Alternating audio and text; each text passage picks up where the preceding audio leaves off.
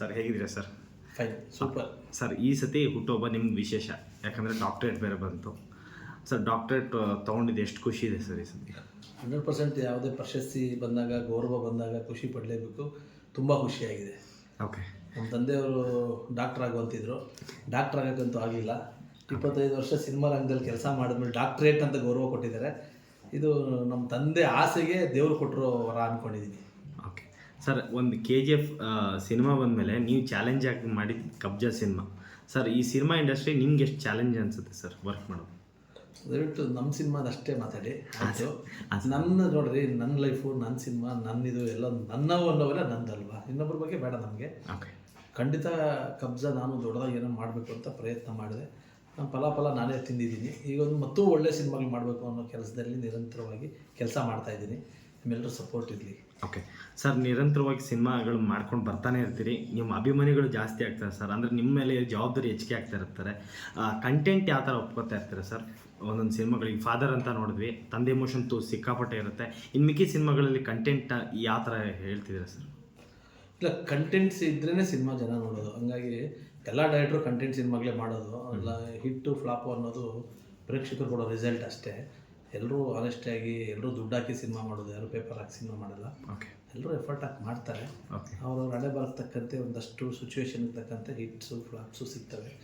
ಆದರೂ ಫ್ಲಾಪು ಆಯಿತು ಅಂತ ಸಿನಿಮಾ ಮಾಡೋದು ನಿಲ್ಲಲ್ಲ. ಪ್ರೊಡ್ಯೂಸರ್ಗಳು, ಡೈರೆಕ್ಟರ್ಗಳು ಹಿಟ್ಟಾಯಿತು ಅಂದ್ಬಿಟ್ಟು ಮನೆಗೆ ಹೋಗಿ ಬಾಗ್ಲಾಕೊಳ್ಳಲ್ಲ. ಸೊ ನಾನು ಒಬ್ಬನೇ ಅಲ್ಲ, ಎಲ್ಲರೂ ಸೇರಿ ಹೇಳ್ತಿದ್ದೀನಿ. ಓಕೆ. ನೀವು ಈ ಥರ ಕ್ವಶನ್ಗಳು ಕೇಳಬಾರ್ದು ಸರ್, ಪ್ರತಿ ಹುಟ್ಟುಹಬ್ಬಕ್ಕೆ ನಾವು ಬರ್ತಾ ಇರ್ತೀವಿ. ಈ ಸೋಷಿಯಲ್ ರೆಸ್ಪಾನ್ಸಿಬಿಲಿಟೀಸ್ ಅಂತ ನೀವು ಜಾಸ್ತಿ ತೊಗೋತಾ ಇರ್ತೀರಿ. ಬಡವ್ರಿಗೆ ಹೆಲ್ಪ್ ಮಾಡೋದಾಗಿರ್ಬೋದು. ಇವತ್ತು ಕೂಡ ಯಾರಿಗೋ ಕಿಟ್ ಅಂತ ಕೊಡ್ತಾ ಇದ್ರಿ ಬಡವರಿಗೆ. ಆ ಜವಾಬ್ದಾರಿ ಎಷ್ಟು ಹೊತ್ಕೋದಿದೆ ಸರ್? ಇಲ್ಲ, ಇದನ್ನು ನಾನು ಕೊಟ್ಟಿದ್ದು ಮ್ಯಾಕಿಸ್ ಅನ್ನೋ ಸಂಸ್ಥೆಯವರು ಪಾಪ ನನ್ನ ಬರ್ಡೇ ದಿನ ಬಂದು ಅವ್ರು ಇದು ಮಾಡಿದ್ದು.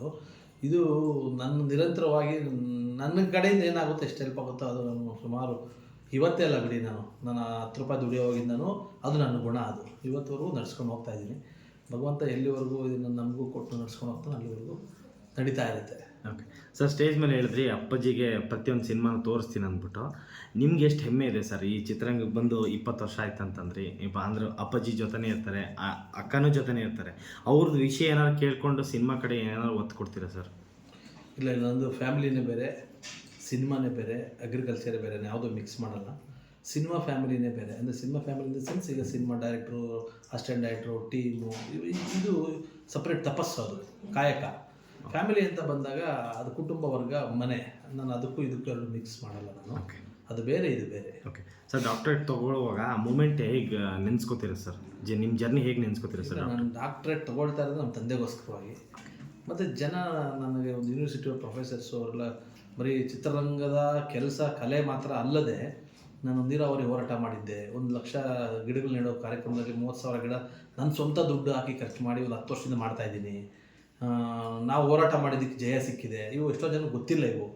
ಸೊ ಅವೆಲ್ಲವನ್ನು ಕ್ರೋಢೀಕರಿಸಿ, ಮತ್ತು ನಂದು ಅಗ್ರಿಕಲ್ಚರ್ ಇದೆ, ಇವತ್ತಿಗೂ ಮಾದರಿಯಾಗಿದ್ದೀನಿ. ಬರಡು ನೆಲದಲ್ಲಿ ಮೀನು ಬೆಳಿತೀನಿ. ಇವತ್ತು ಒಂದು ಮಾದರಿ, ನಾನು ಎಲ್ಲರಿಗೂ ಒಂದಷ್ಟು ಇನ್ಸ್ಪೈರ್ ಆಗಿದ್ದೀನಿ. ಈಗ ನಂದು ದಾಳಿಂಬೆ ಇರ್ಬೋದು, ದ್ರಾಕ್ಷಿ ಇರ್ಬೋದು, ರೇಷ್ಮೆ ಇರ್ಬೋದು.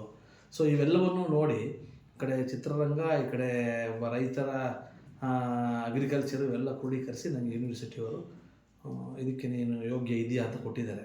ಓಕೆ, ತುಂಬ ಥ್ಯಾಂಕ್ ಯು ಸರ್.